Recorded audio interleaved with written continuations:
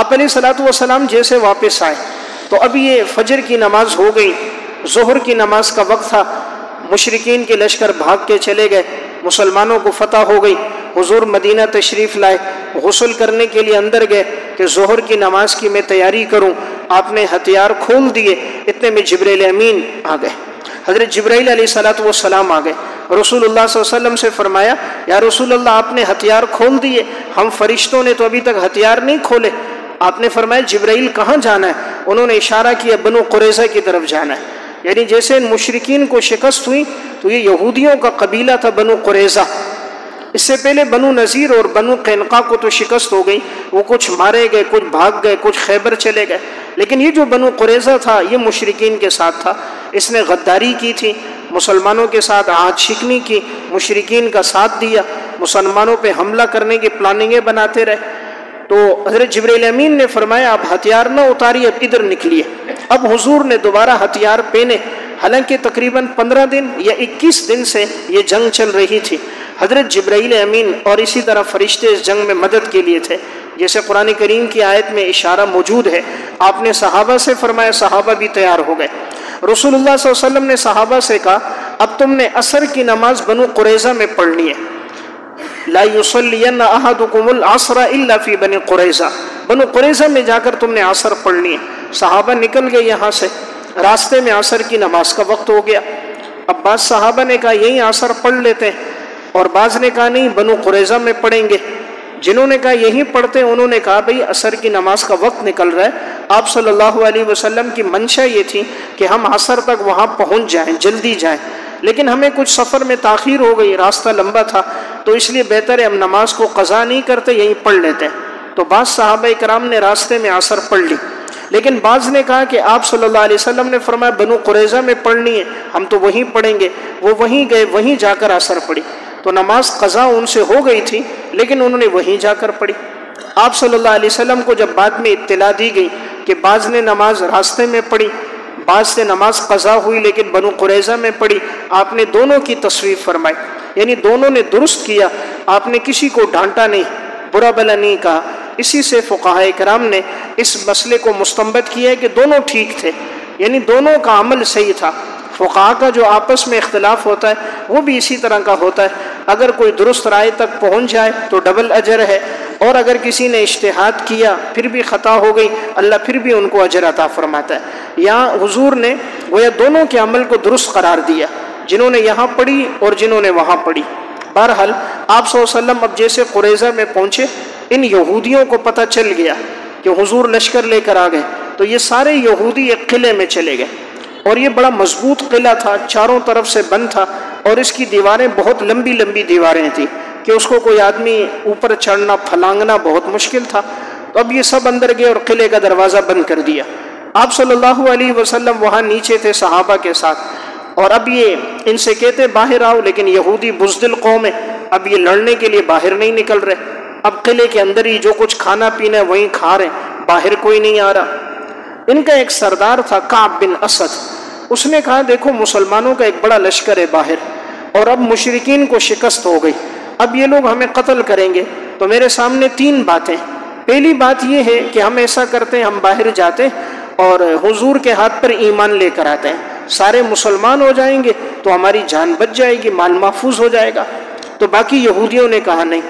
اس نے کہا پھر دوسری رائے یہ ہے کہ اپنے بچوں عورتوں کو اپنے ہاتھ سے قتل کر دو، جب بچوں اور عورتوں کا غم نہیں ہوگا تو بہادری کے ساتھ لڑتے رہیں گے، ہم بھی مارے جائیں گے، بجائے اس کے کہ ہمارے بچے عورتیں قیدی بنے، اپنے ہاتھ سے قتل کر دو۔ تو باقی یہودیوں نے کہا نہیں، ہم اپنی اولاد کو اپنے ہاتھ سے کیسے قتل کریں گے، یہ کیسے ہو سکتا ہے، پھر اس زندگی کا لطف کہاں رہے گا۔ اس نے تیسری رائے دی پھر ایسا کرتے ہیں، ہفتے کی شب ان پر حملہ کرتے ہیں، کہ ان کو پتہ ہے ہم یہودی ہفتے کی شب حملہ نہیں کرتے، یہودیوں کے ہاں معزز دن ہفتے کا ہے، جیسے نصارہ کے ہاں اتوار کا ہے، مسلمانوں کے ہاں جمعے کا دن ہے۔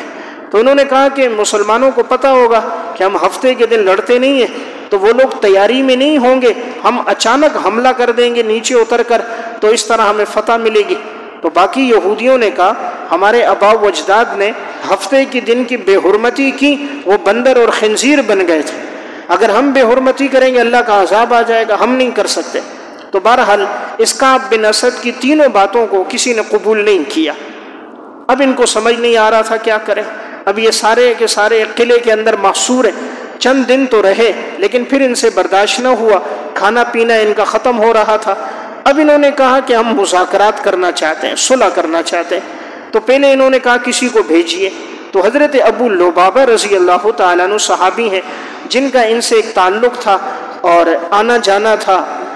آپس کے حالات ان کے خوشگوار تھے، تو کہا ان کو بھیجیے۔ حضرت ابو لبابہ رضی اللہ تعالیٰ عنہ گئے اور ان سے جب بات چیت کی تو ان میں سے بعض عورتوں نے ان کے سامنے رونے شروع ہوئی، بچے، کہ ہمارے ساتھ کیا کیا جائے گا؟ تو انہوں نے یوں ہاتھ سے اشارہ کر دیا کہ تمہیں قتل کیا جائے گا، یعنی یوں گردن کی طرف اشارہ کیا کہ تمہارے مردوں کو قتل کیا جائے گا۔ حالانکہ آپ صلی اللہ علیہ وسلم نے یہ رائے تو تھی آپ کی، لیکن آپ نے انہیں منع کیا تھا کہ اس کا اظہار نہیں کرو، لیکن حضرت ابو لبابہ نے ان کی عورتوں اور بچوں کو دیکھ کر، ان کے آنسو دیکھ کر، رونا دیکھ کر اشارہ کر دیا کہ تمہیں قتل کیا جائے گا۔ لیکن تھوڑی دیر کے بعد دل میں خیال آیا کہ یہ تو میں نے خیانت کر دی، یہ تو حضور کا راز تھا اور میں نے راز کی بات ان کو بتا دی کہ تمہارے ساتھ یہ کیا جائے گا۔ تو یہ فوراً حضرت ابو لبابہ آئے اور اپنے آپ کو ایک ستون کے ساتھ باندھ دیا اور کہا جب تک اب حضور مجھے نہیں کھولیں گے اپنے ہاتھوں سے، اللہ مجھے معاف نہیں کرے گا، تو میں اس وقت تک اپنے آپ کو کھولوں گا نہیں۔ اگر ایک ستون کے ساتھ حضرت ابو لبابہ نے اپنے آپ کو باندھا۔ بعض نے لکھا یہ وہ واقعہ ہے، اور بعض اہل سیر کی رائے یہ ہے، غزوہ تبوک کا واقعہ آگے انشاءاللہ آئے گا، اس میں 10 صحابہ کرام پیچھے رہ گئے تھے، وہ گھر کے حالات کی وجہ سے، فصلوں کے پکنے کی وجہ سے، کیونکہ بعض کی سستی کی وجہ سے وہ رہ گئے۔ تو ان میں سے جو 7 صحابہ اکرام تھے وہ پہلے سے اندر آئے، حضور کے تبوک سے آنے سے پہلے انہوں نے اپنی معافی شروع کی، اور ان میں ابو لبابہ نے اپنے آپ کو ستون کے ساتھ باندھ دیا کہ ہم سے غلطی ہوئی، اللہ ہمیں معاف فرما دے، اور جب تک معافی نہیں ہوگی میں اپنے آپ کو نہیں کھولوں گا۔ اب یہ ستون سے بندھے ہوتے تھے، تو جب قضاء حاجت کی باری ہوتی کھول دیا جاتا، چلے جاتے، کھانے پینے کے لیے کھول دیے جاتے، ورنہ یہ اپنے آپ کو ستون سے باندھ کے رکھتے۔ قرآن کریم میں اس واقعے کی طرف بھی اشارہ موجود ہے۔ جن علماء نے لکھا یہ ہے کہ یہ غزوہ خندق میں ہوا، وہ قرآن کریم کی اس آیت کا تذکرہ فرماتے ہیں کہ جس میں اللہ رب العزت نے ایمان والوں کو حکم دیا کہ کوئی مسلمان خیانت نہ کرے، اور اللہ رسول کے جو وعدے ہیں ان کو کسی کافر کے سامنے ظاہر نہ کرے۔ یہ سورہ انفال میں ہے، یا ایھا الذین آمنوا، اے ایمان والو، تمہارے لیے حکم یہ ہے کہ تم خیانت نہ کرو، یعنی اللہ رسول کے وعدوں کو پورا کرو۔ آمنوا لا تخونوا اللہ والرسول وتخونوا اماناتکم وانتم تعلمون، تم نہ خیانت کرو اللہ اور اللہ کے رسول کے ساتھ، اور اپنی امانتوں کے درمیان درا حال ہے کہ تم جانتے ہو، یعنی یہ خیانت ہے، تمہیں ان کو راز نہیں بتانا چاہیے تھا، اس وجہ سے ان کو افسوس ہوا۔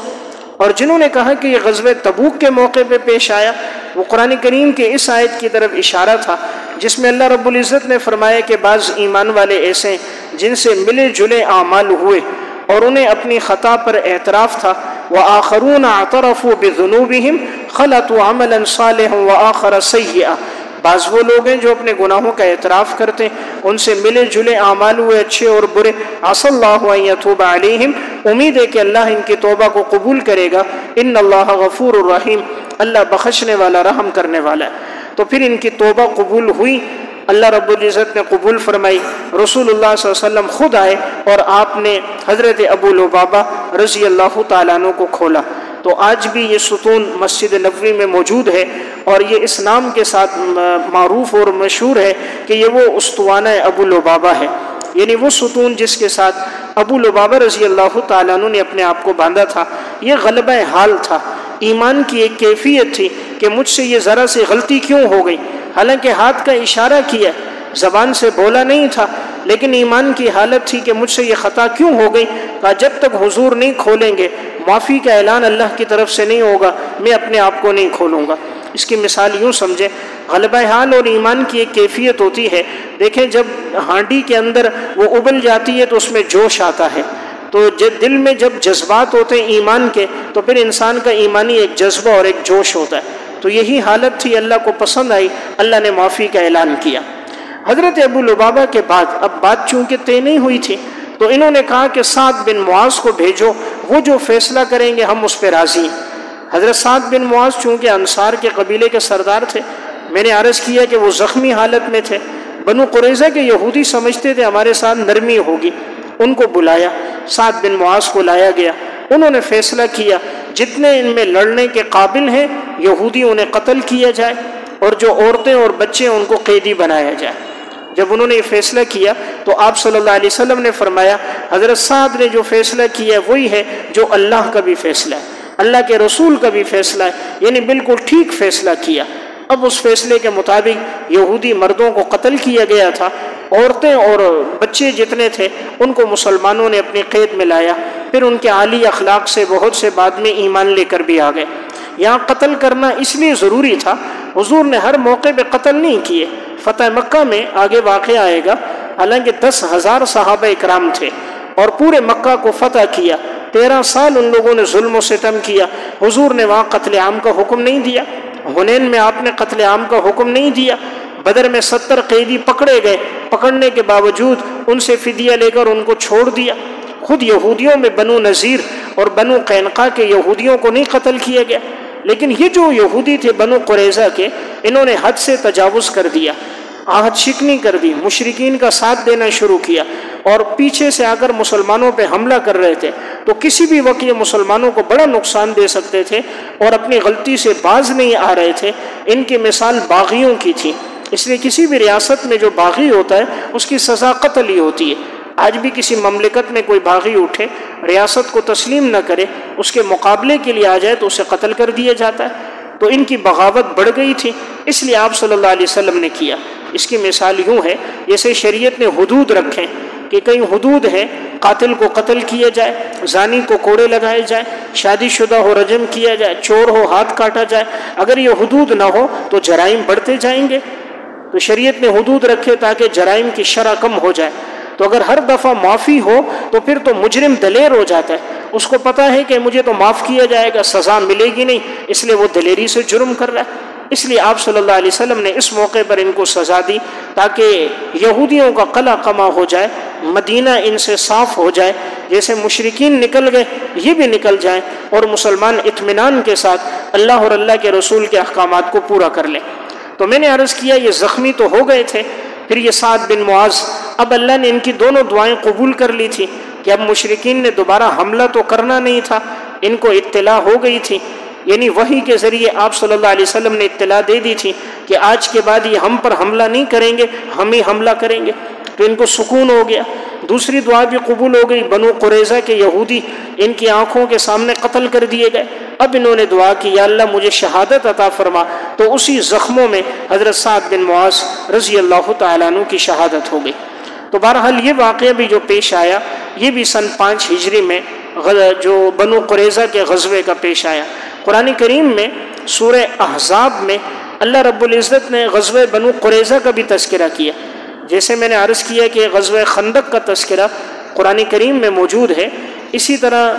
غزوہ بنو قریظہ کا تذکرہ بھی موجود ہے۔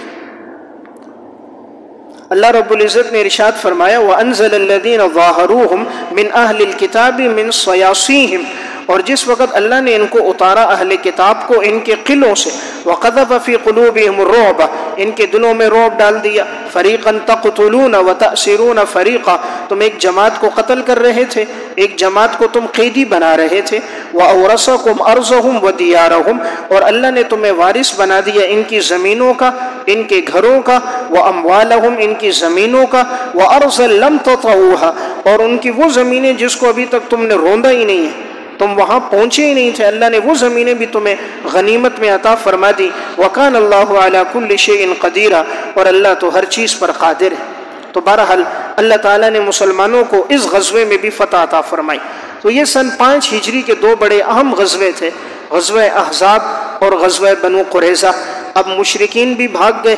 ادھر الحمدللہ یہودیوں کا بھی قلع قمع ہوا، اب دوبارہ مسلمانوں کے حالات نارمل ہو گئے، مدینہ کے اندر حالات سازگار ہو گئے، مسلمان عبادات میں لگ گئے۔ اسی میں سن 5 ہجری ہی میں حضرت زینب بنت جہش رضی اللہ تعالیٰ عنہ کا نکاح رسول اللہ صلی اللہ علیہ وسلم سے اللہ رب العزت نے خود کروایا۔ اللہ نے خود حکم دیا کہ آپ حضرت زینب سے نکاح کرو۔ اس کا باعث یہ تھا اور ایک رسم کو توڑنا تھا، سبب یہ بنا تھا کہ آپ صلی اللہ علیہ وسلم کے منہ بولے بیٹے تھے حضرت زید بن حارثہ۔ میں نے پہلے عرض کیا تھا یہ حضرت زید وہ صحابی ہیں کہ بچپن میں ان کو چوری کر دیا گیا اور لا کر قافلے میں فروخت کیا گیا، ایک سے دوسرے تیسرے بکتے بکتے ان کو حکیم بن حزام رضی اللہ تعالیٰ عنہ نے خریدا تھا۔ پھر انہوں نے یہ حضرت ختیجہ رضی اللہ تعالیٰ عنہ کو ہدیے میں دیا۔ حضرت ختیجہ رضی اللہ تعالیٰ عنہ کا یہ غلام تھا، بچوں میں سب سے پہلے یہی ایمان لے کر آیا، تو پھر حضرت ختیجہ نے یہ آپ صلی اللہ علیہ وسلم کو دیا تھا۔ اب حضرت زید حضور کے ساتھ ہوتے تھے لیکن ان کو حضور سے بڑی محبت تھی۔ جب ان کے والد اور چچا کو پتہ چلا کہ حضرت زید آپ صلی اللہ علیہ وسلم کے پاس ہیں تو وہ حضور کے پاس آئے تھے ان کو لینے کے لیے، تو رسول اللہ صلی اللہ علیہ وسلم سے فرمایا آپ ہم سے رقم لے لیں جتنی لینا چاہیں لیکن زید کو واپس کر دیں۔ آپ صلی اللہ علیہ وسلم نے فرمایا اگر زید جانا چاہے میں اس کو منع نہیں کروں گا، اور اگر یہ نہ جانا چاہے میں زبردستی نہیں کروں گا۔ تو حضرت زید کا والد تھا، چچا تھا، عزیز و اقارب تھے، سمجھانے لگے کہ آپ ادھر رہو گے غلام ہوں گے، ہمارے ساتھ آؤ آزادی کی زندگی گزارو گے۔ حضرت زید ایک نظر والد کے چہرے پہ ڈالتے، ایک نظر رسول اللہ صلی اللہ علیہ وسلم پہ ڈالتے، ایک نظر چچا کو دیکھتے، ایک نظر حضور کو دیکھتے، آخر حضور کی جھولی میں سر رکھا اور فرمایا میں حضور کو نہیں چھوڑ سکتا، میں آپ علیہ الصلوۃ والسلام کے ساتھ رہوں گا۔ جب والد نے اور چچا نے یہ دیکھا کہ بیٹا ہمارا خود راضی ہے، کہا حضور میرا بہت خیال رکھتے ہیں، آپ علیہ السلام نے ان کے جذبات عقیدت کے دیکھے، حضور اٹھے اور اس وقت حضور بیت اللہ کے قریب گئے اور آپ نے فرمایا آج کے بعد اس کو زید بن حارثہ نہ کہو، زید بن محمد کہو، یہ محمد کا بیٹا ہے۔ حضور نے اس کو اپنا منہ بولا بیٹا بنا دیا تھا۔ تو چونکہ جاہلیت میں منہ بولے بیٹے کا ایک رواج تھا،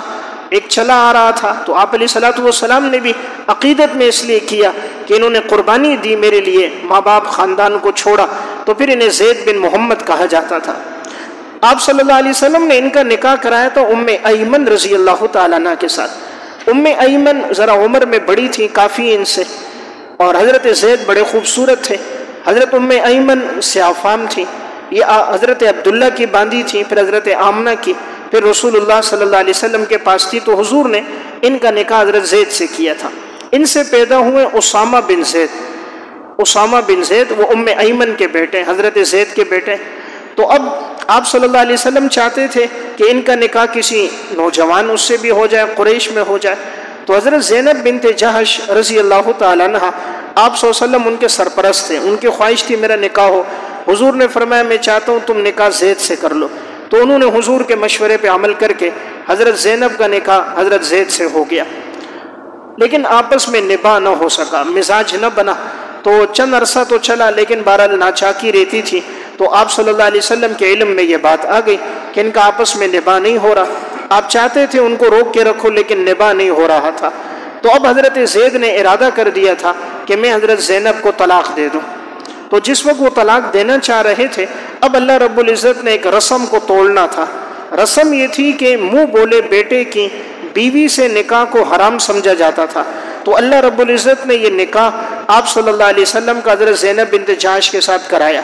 جب حضرت زید نے طلاق دے دی، عدت پوری ہو گئی، تو اللہ نے یہ نکاح کروایا تاکہ یہ رسم ختم ہو جائے کہ منہ بولا بیٹا حقیقی بیٹا نہیں ہوتا، لہٰذا اس کی گھر والی سے نکاح کرنا جائز ہے۔ جو حقیقی بیٹا ہے اس کی بیوی سے نکاح نہیں ہوتا، وہ بہو ہے۔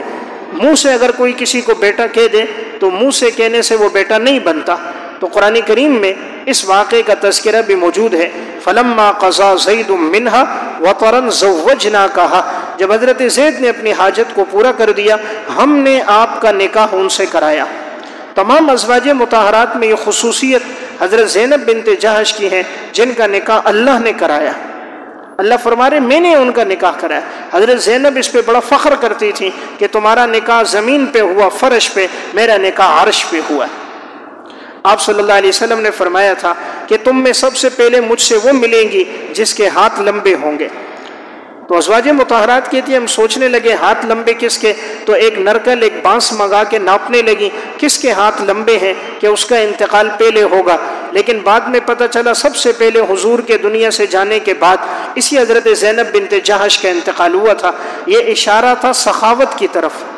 ہاتھ جس کے لمبے ہوں گے، جو سب سے زیادہ سخی ہے، اس کا انتقال سب سے پہلے ہوگا۔ تو حضرت زینب بنت جہش کا انتقال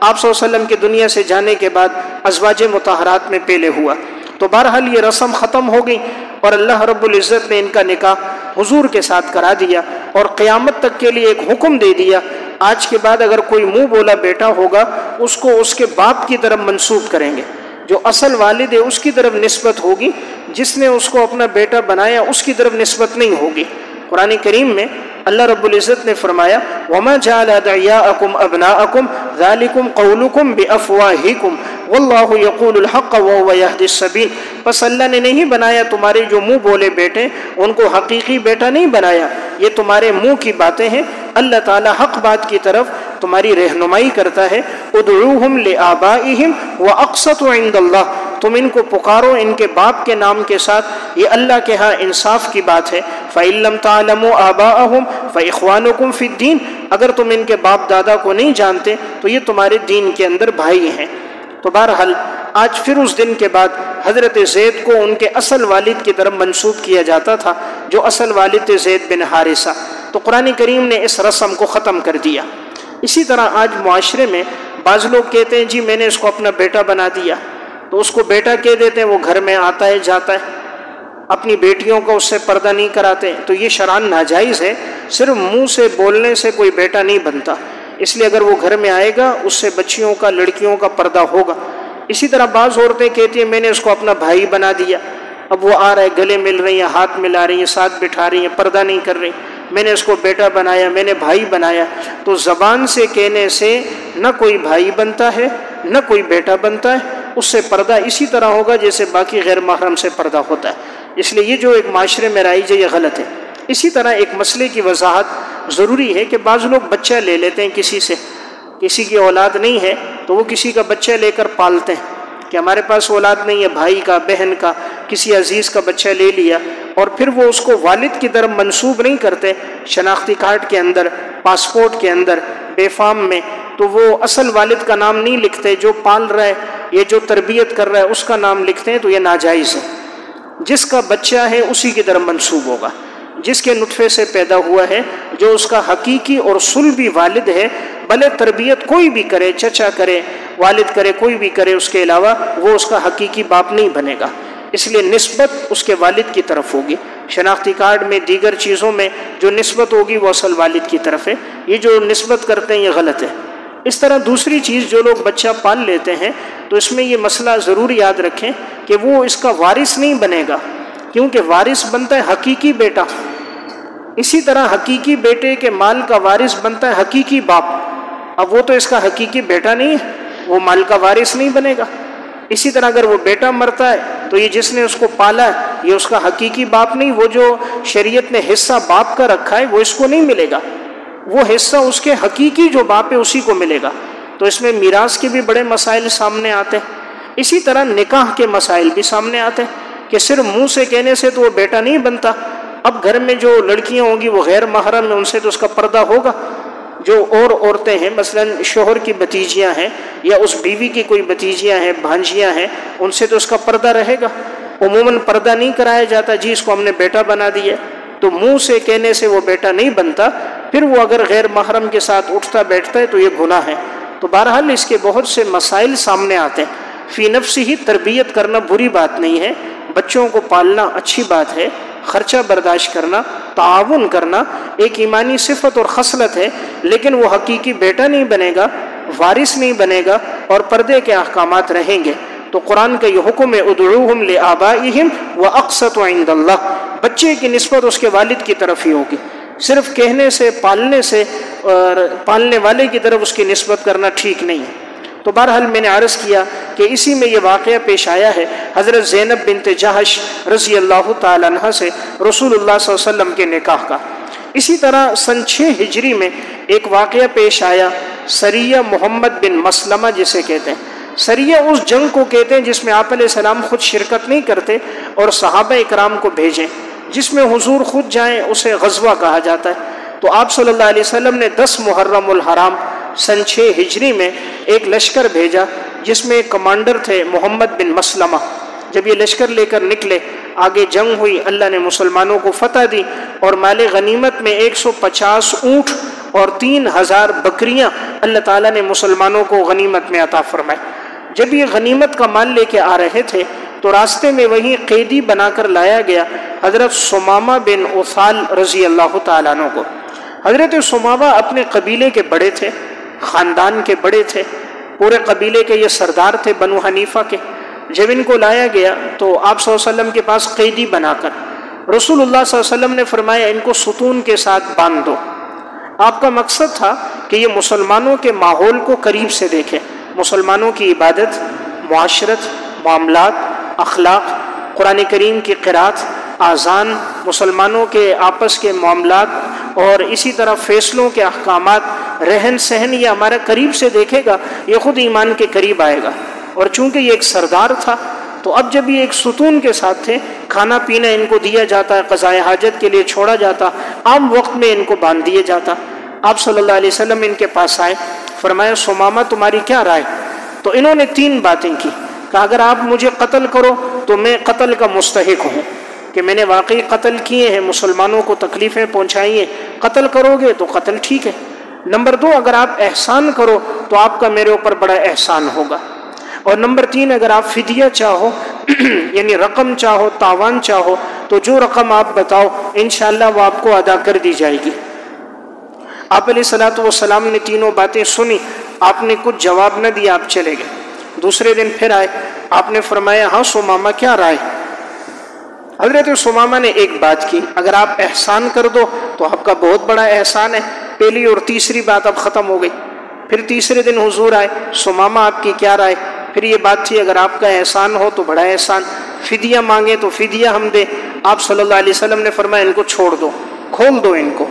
صحابہ کرام نے کھول دیا۔ حضرت ثمامہ گئے، قریب میں ایک باغ تھا اور اس میں پانی کا تالاب تھا، اور گئے اور غسل کیا، صاف ستھرا لباس پہنا، اور ثمامہ بن اثال آئے، کلمہ پڑھا اور مسلمان ہو گئے،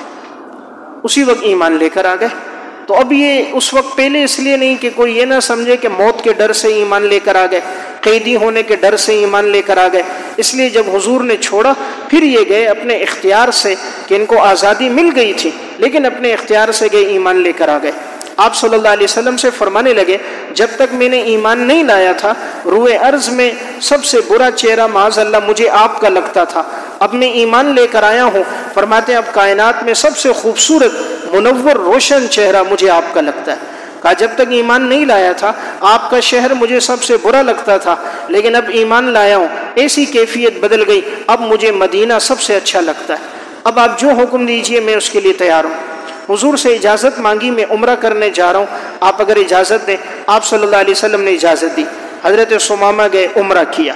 جب عمرہ کیا تو اب مشرکین ان کے پاس آئے اور ان سے کہنے لگے تو بے دین ہو گیا، صابی ہو گیا، اپنا مذہب چھوڑ دیا اور اس کو قبول کیا۔ کہا نہیں، اب میں راہ راست پہ آ گیا ہوں، اب میں حق پر آ گیا ہوں، اللہ نے میری حق کی طرف رہنمائی کی ہے۔ مشرکین جب زبان درازی کرنے لگے، انہوں نے کہا میں تمہاری جو تجارت کا سامان ہمارے قبیلے سے ہو کر آتا ہے، ہمارے گھرانوں سے ہو کر آتا ہے، راستے میں ہمارے گھرانے قبائل خاندان آباد ہیں، اب جب تک آپ صلی اللہ علیہ وسلم اجازت نہیں دیں گے تمہارا ایک دانہ غلہ بھی مکہ نہیں آئے گا۔ یہ شام سے جو تجارت کر کے آتے تھے، راستے میں حضرت ثمامہ کے قبائل آباد تھے، خاندان ان کا تھا، راستے وہیں سے تھے، کہ اب حضور اجازت نہیں دیں گے تو ایک دانہ نہیں لانے دوں گا۔